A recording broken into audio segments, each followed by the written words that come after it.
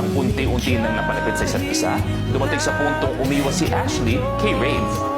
Close kami. Na lagi kami magkasama tapos biglang parang nag-tone down siya sa akin. Gusto ko lang malaman kung ginagawa ko.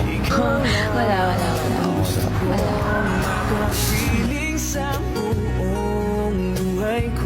So umiwas ka talaga. Oo na nga. Nasaktan ako.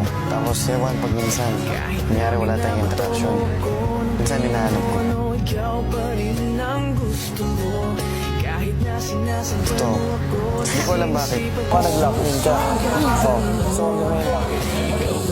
Okay ba? Nakafocus na ako sa task. Kaya ang ibig ko nang sabihin nun is more of not really accepting myself from what I feel now. Kasi, why? Ganun lang.